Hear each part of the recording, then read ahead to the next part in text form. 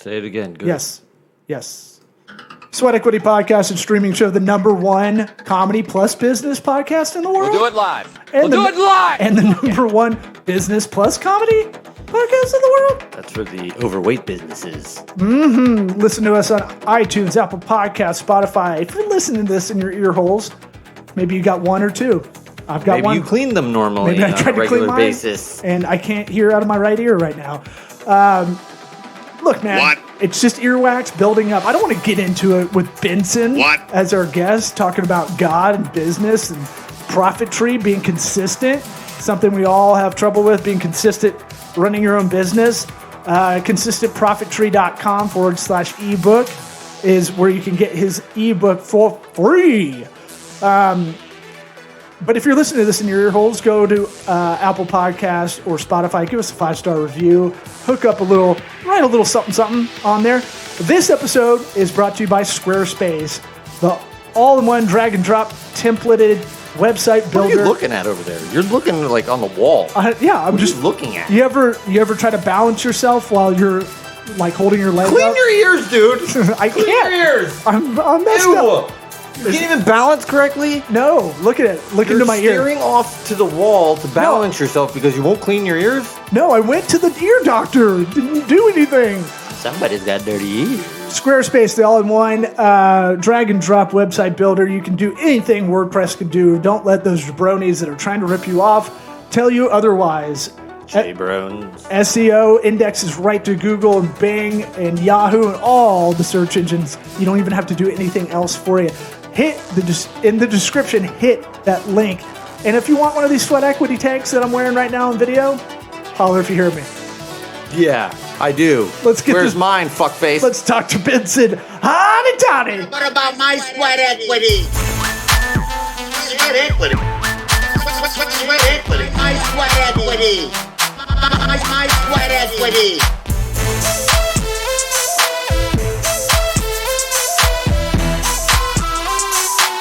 What about my sweat equity? Can you hear us? All right. Very well. Where are you, Benson? How do you say your last name? Agbortogo. I would just say stick with Benson. That would just be fine. I want you to say it. Yeah. Try it. He just It's you want me to say it? I want him to say it. Oh, I know he'll mess it up. I mumble through everybody's anything that's a little difficult. I'm like I can't read. Agbortogo. He gave up after the second letter. Okay, let me help you. Agbortogo. So the first G is silent. So it's like Agbortogo. Think about to go food. Take out to go. Okay. And you're from Boston? Where are you from? Where are you called? I am located in Dallas. Dallas, but where originally? How do you get this cool last name? Smith is a bad last name. I was trying to explain to my kids it's the most common last name in the United States.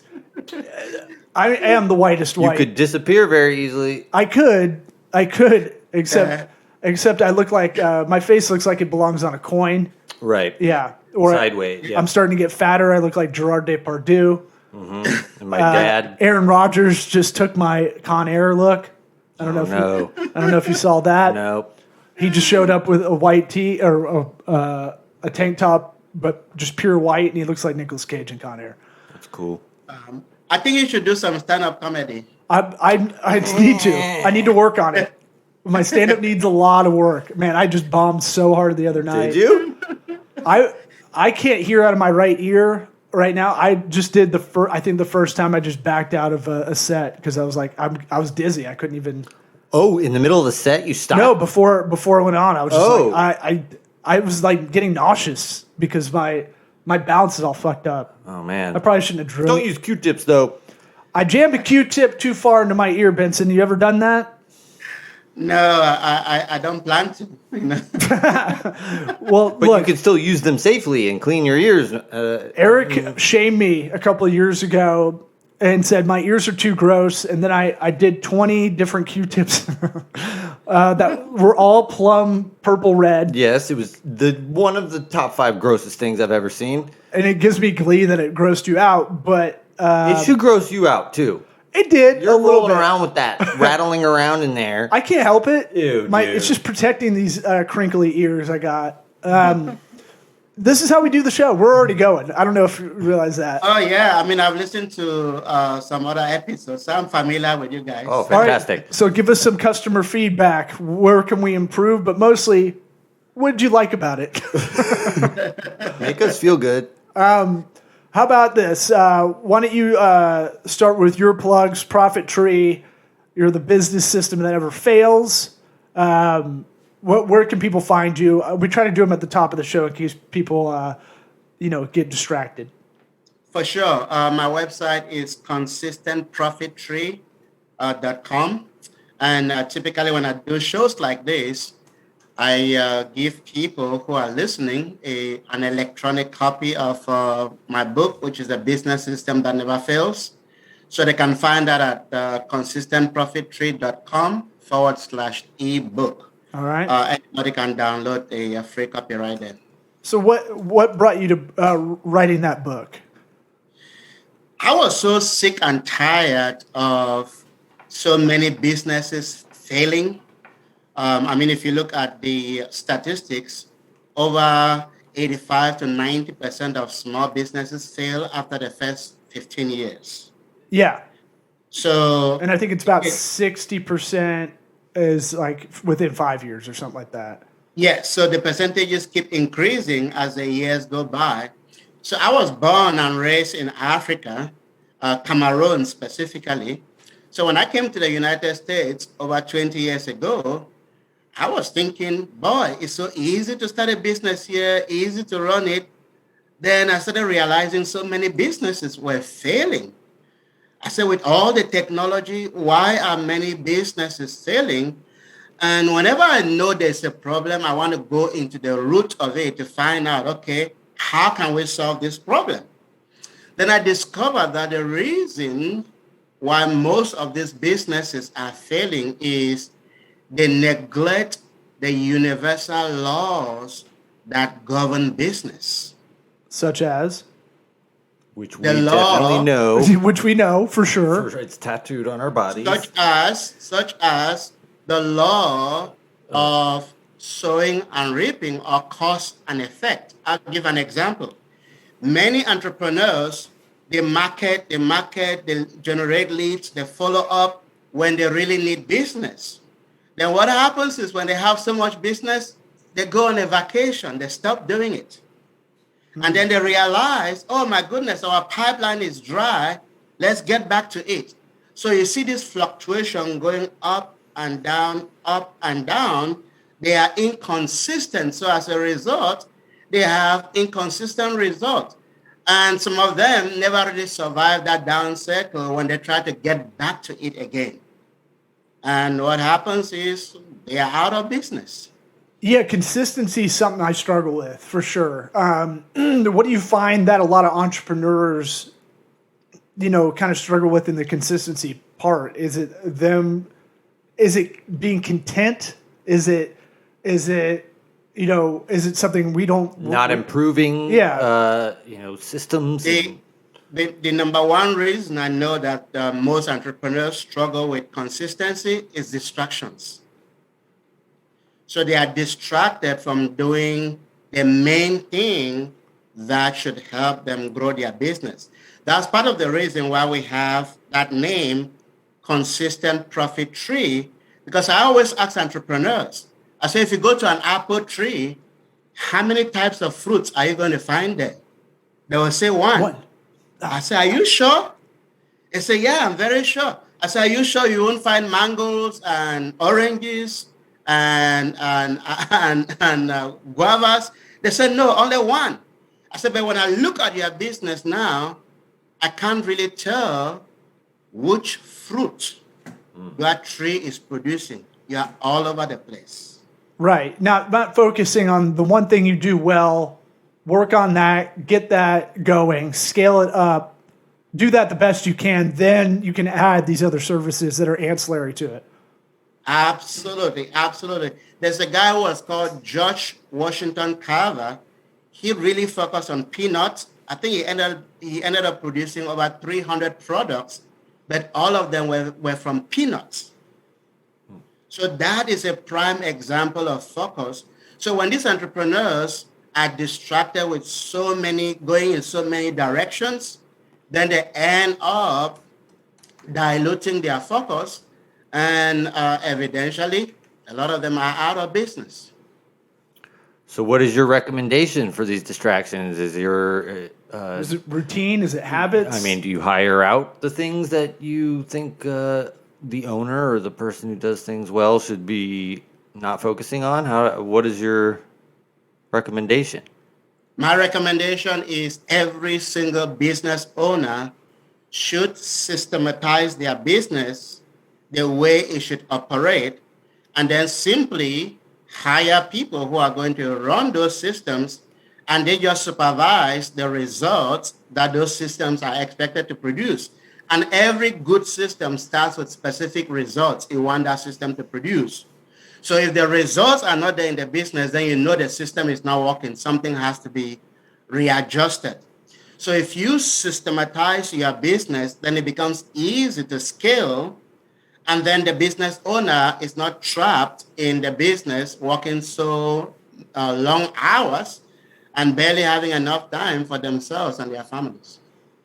That's good. I like that. Work-life balance. That's what you mean. Yeah, figuring Talk about that the out. systems, but Yeah, you know. I mean systems, habits, routine, all those things. It's what I don't think habits and routine are the same as a system. Kinda. In the way Benson is referring it to. Yeah, but a system is meant to be followed very carefully and, by the book. A routine is like your morning routine. You don't have to do that because what's the consequence? You do that with your business in a system, bad things happen. Shit doesn't get done. what? I'm Was your show being very clear. What are you talking about? Wait, no. If Your you, morning routine. I'm saying the word routine. I don't think it's like. All right, I wake up, I I don't shave feel my as though pubes. the word system and routine are interchangeable. Is my point. I feel like they're pretty close. They're kissing cousins. Okay, well, we'll So let Benson decide. Systems is really the big More than picture. yourself. Yeah. And then the routines are really the smaller things that you do within the system. The systems that we design for businesses, they are designed right down to a point where if the checklist within the systems are not followed, we know we are not going to get the results. Right. So it becomes so easy to hold your team members accountable. Like he was saying, if you have a routine that is not tied to a specific results, the stakes are not high. If you miss it 2 days, 3 days, But for business, if you miss it, you know your results are not going to look like the way you want them to. Yeah, I would say there's a cascading effect of other people involved. Mainly your customer, client, patient, whatever it is. Coworkers. So yeah, I realized I wasn't great at project management about 5-6 years ago. And I realized I'm never going to scale anything or be less frustrated unless I really focused on that. What can someone do to how do you learn how to be a better operations kind of person? Again, as I said, if you are not really good in operations, then it's good to bring somebody in who is good at putting systems in place. Because once systems have been put in place, you don't have to be good at the systems. You just have to follow them. For example, all of us drive cars, right? I don't know how to put an engine together, but I don't need to know how to put an engine together. I just need to know how to enter my car, use my car key, put it in the ignition, and then control the steering. That's all.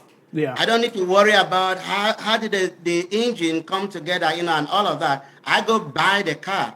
So you don't have to worry about, trying to put everything together. You just need to know how to run the system. That would be my recommendation.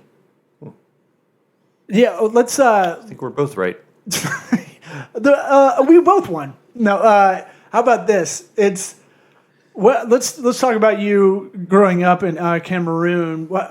Before we forget, what advice would you give your 13-year-old self? I can't tell how old you are, but if you could travel back in time, tell yourself something at 13, what would it be? I would say read,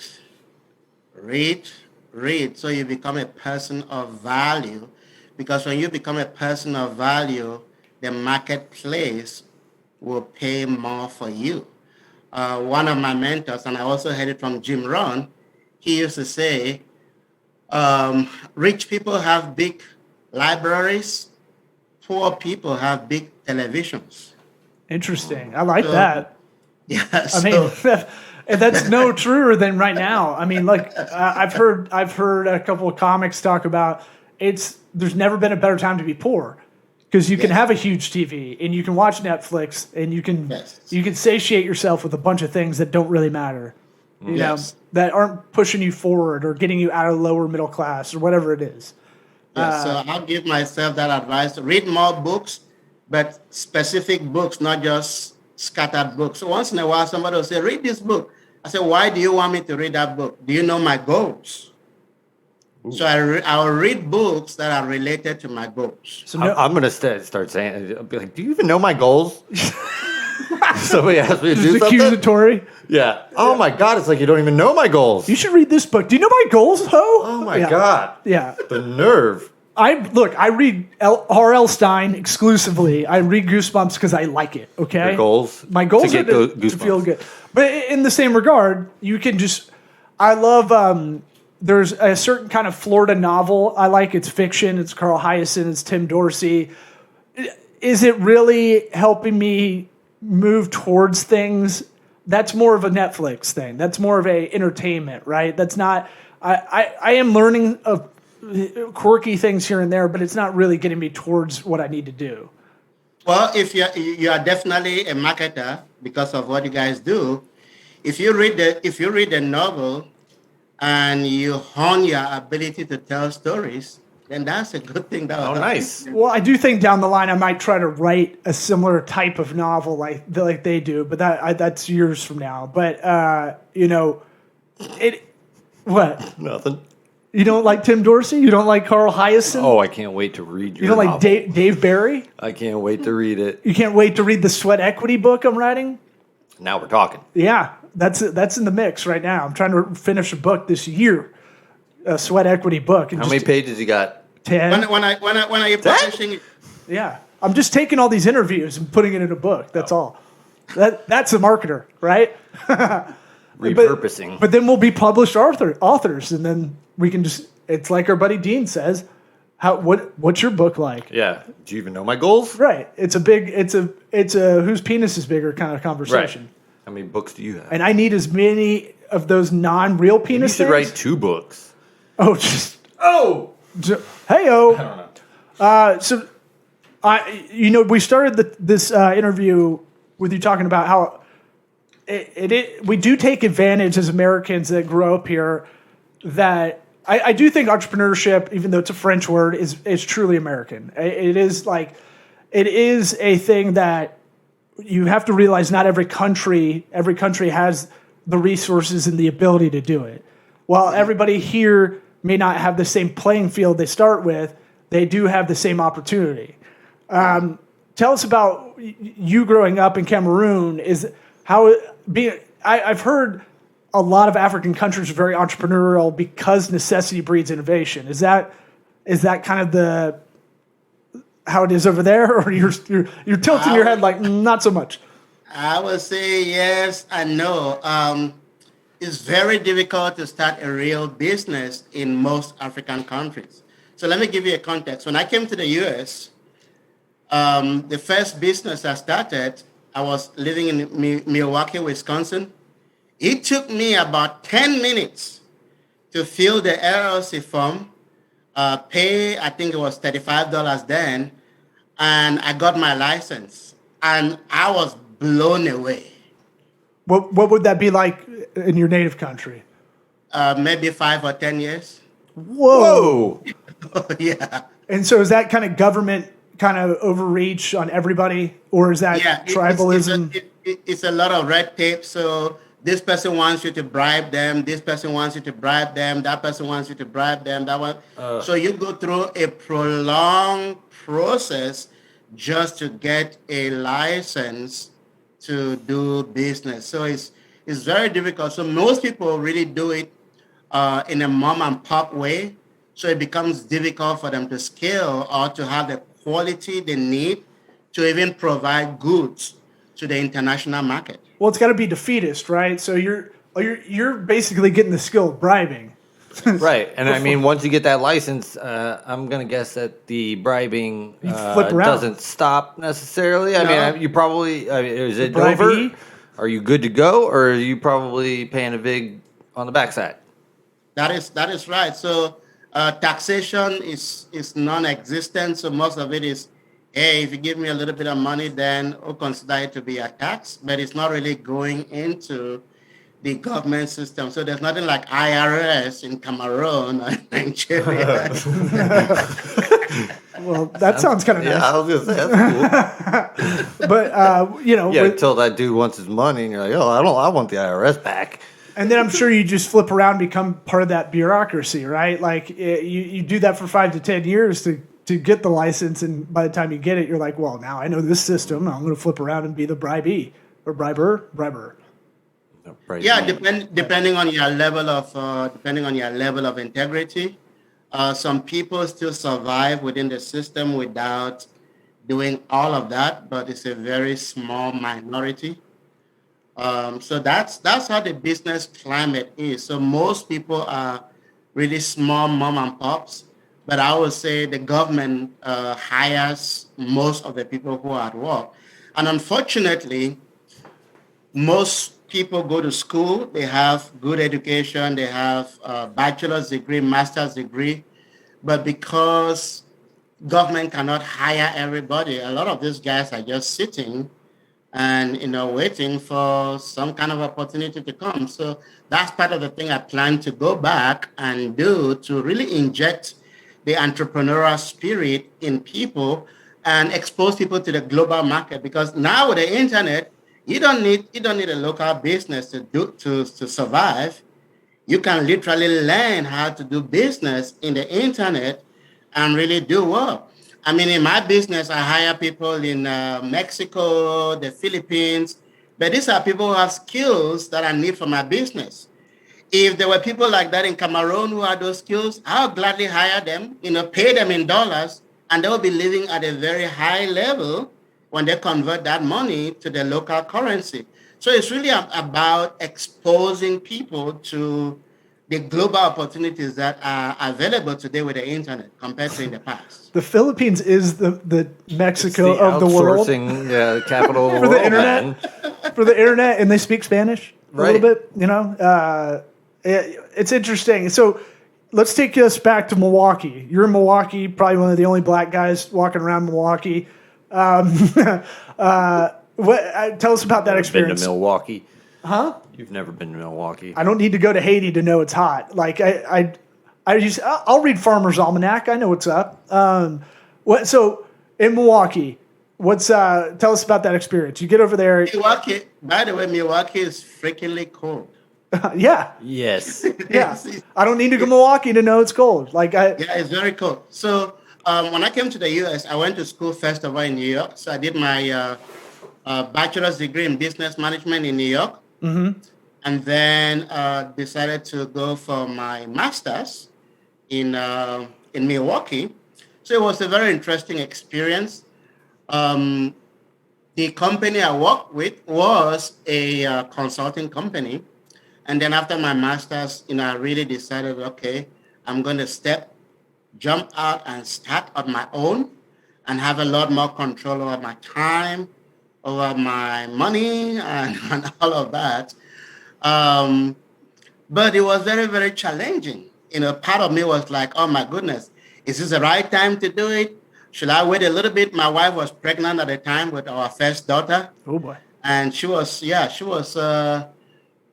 about to give birth when I decided to, move on and start my own business. And I thought that, customers will be running from left and right, coming to me and saying, hey, Benson, we hear you just started a business. We are going to give you business.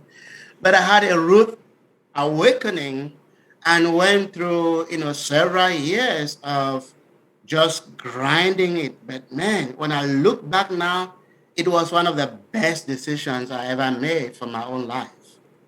It's awesome. You and your wife still together? Oh yeah, we have 4 kids Oh, now. thank God. 4 kids. 4 kids. Congratulations. Jesus, man. That's a lot of work. And so how do you make it from Milwaukee down to Dallas? So started the consulting company, and I looked at the lay of the land. I looked at the school district. I knew I was going to have more kids, so I really wanted to be in a place where there's a good school district, and then the climate, of course, will be similar to Africa's because I hated the cold in Milwaukee. Yep. So Dallas was really a winner. Good school districts. The climate is really good, and of course the economy is also better. So in 2011, relocated the family here and continue running the consulting company. And again, that was a very, very strategic move at that time. Yeah, love Dallas, love the area. No state income tax. That helps as well. Had family in Fort Worth, so I've always loved that area. Even though Dallas and Fort Worth are kind of. What else about Dallas? I've done hyenas in Dallas. I've done it in Fort Worth. I've gotten to go around Highland Park. My roommate in college, Ed Wally, his initials Jew, Jew. He was from Dallas, so I got a pretty good view of Dallas. Okay. What, you didn't think I'd never been there? No, I wanted to hear more facts about Dallas. SMU, AT&T. What do you want?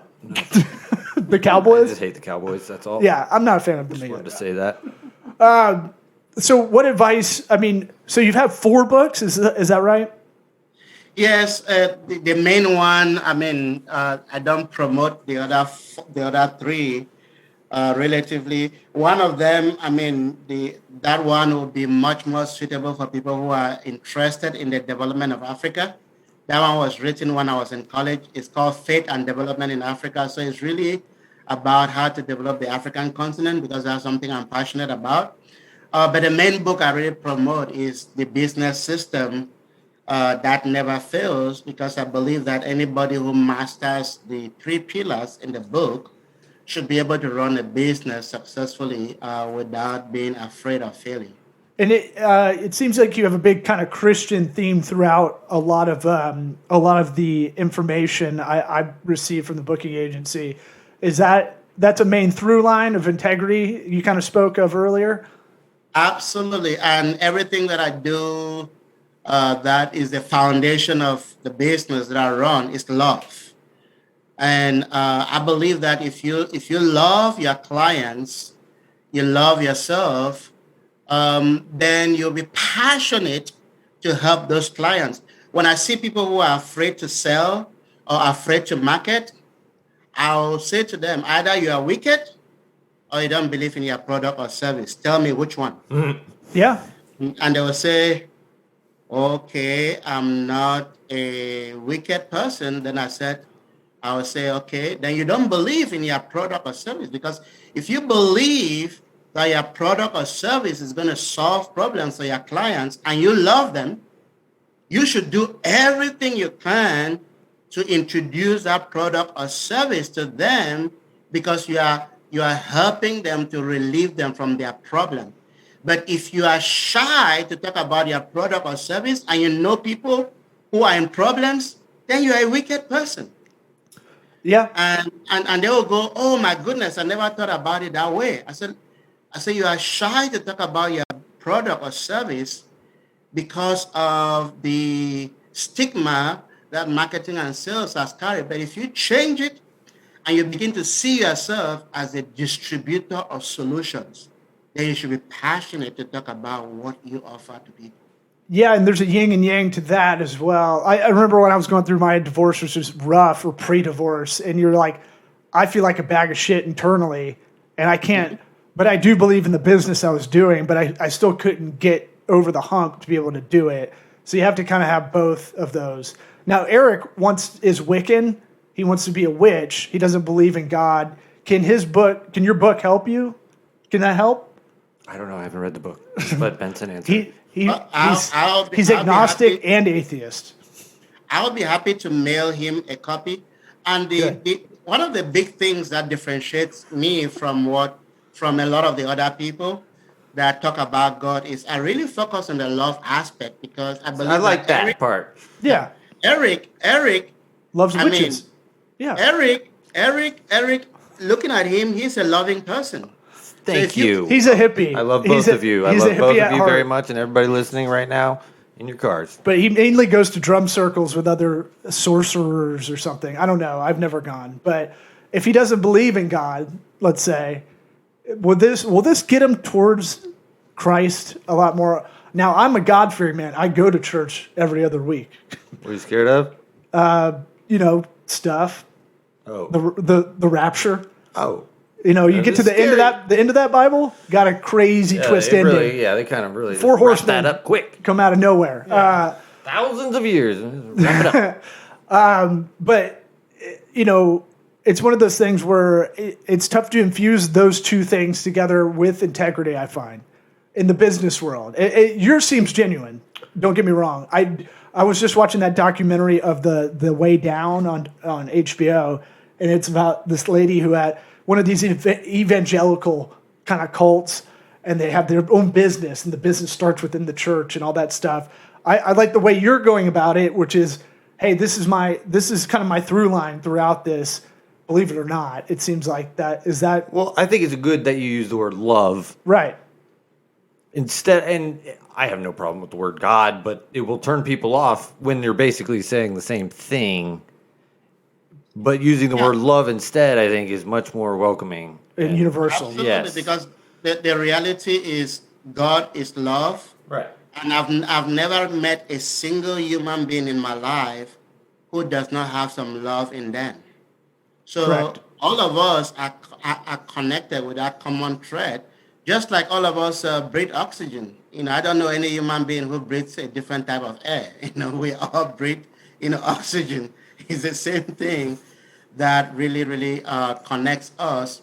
So that is what I really encourage people to go down that route, because if you really increase your ability to love people, you will find a lot of God within you manifesting, because again, God is love and love is God. So that is the lane I choose to really go down. And when I felt the desire to go into business, I didn't just want to go into it ignorantly. I took the time to really go and study and have degrees in it. And I was fortunate to have a very good mentor, as well. After graduation, studied under him and really got to really know what it takes to run a business. So I believe that differentiates me from a lot of people who just get up and say, hey, I think I have the unction to become a business person, and they haven't done any studies, and they're out there, messing things up. Yeah, coming in it with mouth of babes kind of style, unbiased, know what you don't know, those kind of things, and learning from others who've been there. It's really important, all that. consistentprofittree.com/ebook. We'll put that in the description of this episode. Benson, thanks for coming on. I appreciate it. I think Eric does too. Thank you, sir. Yeah, I enjoyed it. Absolutely, I appreciate you guys. You guys are hilarious. I appreciate it. The way you run your shows, and I mean it shows. Business doesn't have to be boring, No, we don't want it. No, boring is a crime. Well, we have nothing but love for you, Benson. Appreciate you coming on. Absolutely. You guys have a wonderful rest of your day. Thank you for having me. I really appreciate it. See ya. Thank you.